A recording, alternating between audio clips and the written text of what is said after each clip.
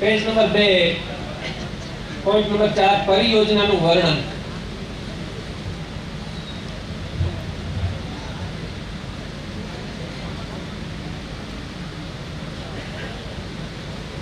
આની અંદર તમે એવો ઉલ્લેખ કર્યો છે કે જે ફોરેસ્ટ ક્લિયર સ્ટેજ 1 ની મેળવવામાં આવી છે, આ જમીન સપાટ ભૂપ્રદેશ અને મુખ્યત્વે બાવળ દ્વારા આવરી લેવામાં આવી છે. આ વિસ્તારની મોટા ભાગની જમીન એસી છે જમીનની સાથે સંકળાયેલી છે, જેમાં હાલ મોટા પાયે ઔદ્યોગિક ક્ષમતા છે. સાહેબ, આ ફોરેસ્ટ લેન્ડ જે છે લગભગ એક હકપત્રક મારી પાસે છે. 1982 ની અંદર કલેક્ટર દ્વારા એ ફોરેસ્ટ લેન્ડ નેમ કરવામાં આવી છે. આ ફોરેસ્ટ લેન્ડ શા માટે નેમ કરવામાં આવી? કે આપણે અહીંયા આગળ પર્યાવરણનું રક્ષણ થાય, વાતાવરણ શુદ્ધ થાય, પશુપાલકોને ફાયદો થાય અને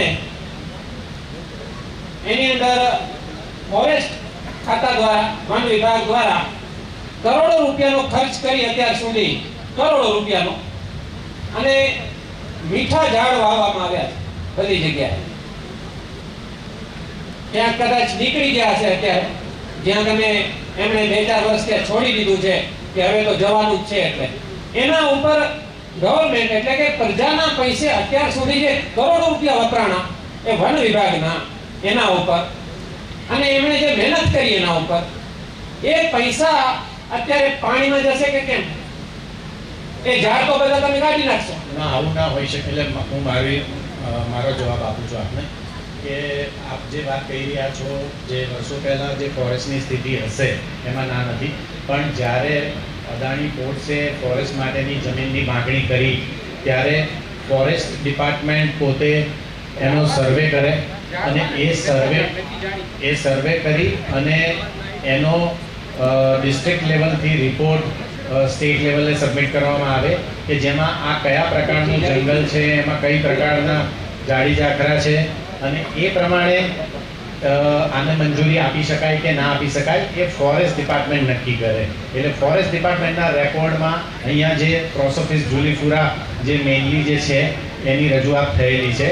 અમારા અભ્યાસ રિપોર્ટમાં તો એ અત્યારે આવી, બાકી ઓલરેડી ફોરેસ્ટના રેકોર્ડમાં એ વસ્તુ મેન્શન થયેલી છે અને જેના આધારે આ સ્ટેજ 1 ફોરેસ્ટ ક્લિયરન્સ એમણે આપ્યું છે. બીજી વાત આપણે પૈસાની કરી કે ફોરેસ્ટે પોતાની આ જમીન ડેવલપ કરવા માટે પૈસા ખર્ચ્યા હશે.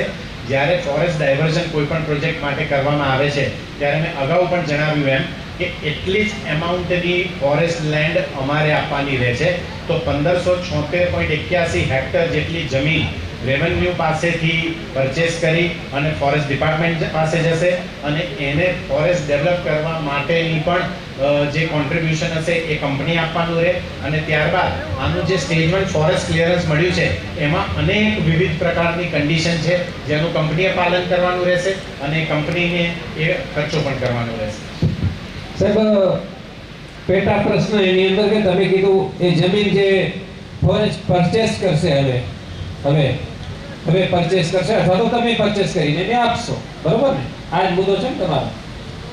એક તમે બીજા કોઈકના સવાલના જવાબમાં એ કીધું હતું કે રાપર અથવા તો ગુજરાતમાં ગમે ત્યાં, રાપર અથવા તો ગુજરાતમાં ગમે ત્યાં ફોરેસ્ટ લેન્ડ જ્યારે અહીંયા કને બનાવવામાં આવી, એની અંદર ડેવલપ કરવામાં આવી, આ વિસ્તારને ધ્યાને રાખી ડેવલપ કરવામાં આવી છે, બરોબર? કે આ વિસ્તારની જરૂરિયાત છે. આ વિસ્તારની જરૂરિયાતને આપણે રાપર અથવા તો ગુજરાતમાં બીજે ક્યાંક લઈ જઈએ એનાથી અહીંયાના લોકોને શું ફાયદો થાય?